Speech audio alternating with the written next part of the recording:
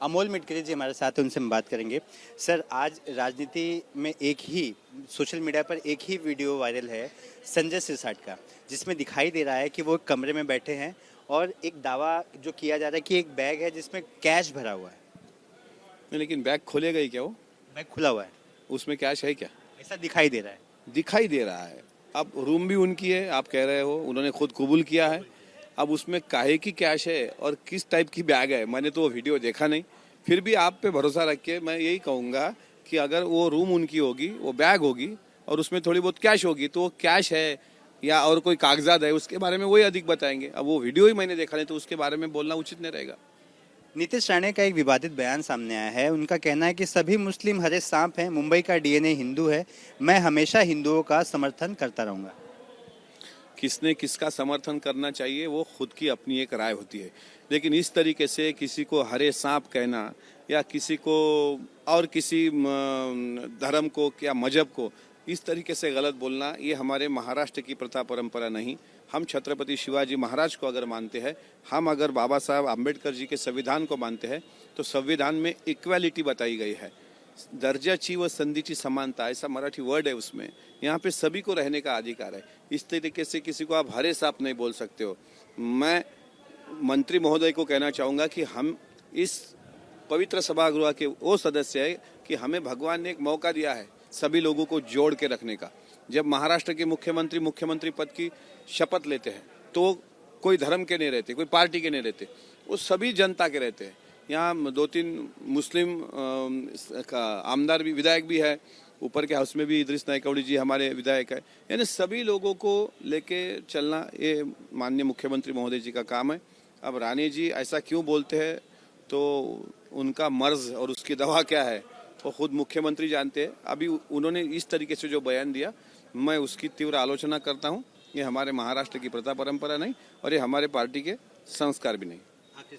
संजय गायकवाड़ पर अब जाकर एफआईआर एनसी रजिस्टर्ड हुआ, एफआईआर भी रजिस्टर्ड नहीं हुआ है। इस तरह से अपनी ताकत और अपनी विधायकी का बल दिखाना कितना सही है? और उसने अगर जहर वाला खाना खिलाना, वो कितना सही है बताइए आप?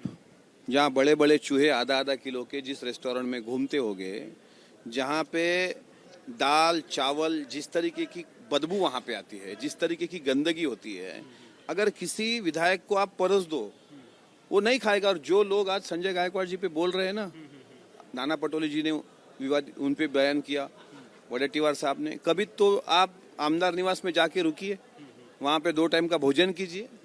आप रुकते हो ट्राइडेंट, ताजलैंड जैसे 5 स्टार होटलों में, वहाँ पे आपको सब यानी साफ सुथरा मिलेगा। लेकिन जहाँ गोर गरीब लोग रहते हैं वहाँ पे जाके अगर कोई विधायक रहता हो और इस तरीके का खाना खिलाया जाता हो और फिर मारने के बाद फिर आप कहोगे कि ये मस्ती हो गई, ये मगरूरी हो गई, तो आप विधायक हैं, आप ही ने कहा कि ये इतने बड़ा जगह दिया है, विधान भवन दिया है, हम सवाल उठा सकते हैं, हम बोल सकते हैं, मारना क्यों? मतलब आपके पास तो और भी अल्टरनेट है ना।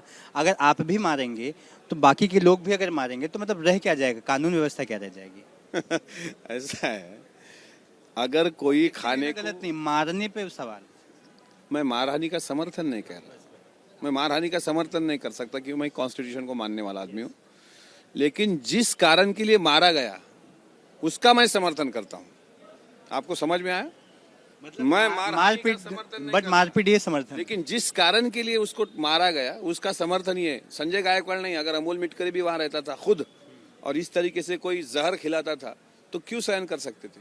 आज उन पे एफआईआर हुआ, एनसी हो गई, सब बवाल खड़ा कर रहे थे कि एक विधायक है वो अपनी मगरूरी बता रहा है। लेकिन जिस तरीके से आप आमदार निवास में जाके एक बार कॉम्बिंग कीजिए, एबीपी माझा, आप जाइए वहां पे, एक बार देखिए कहाँ कहाँ चूहे है, कहाँ कहाँ वो रहते हैं, कैसे लोग हैं, वहीं पे गंदगी, वहीं पे डिशेस धोना वोना, वहीं पे टॉयलेट, ये सब गंदगी वहीं पे पलती है ना।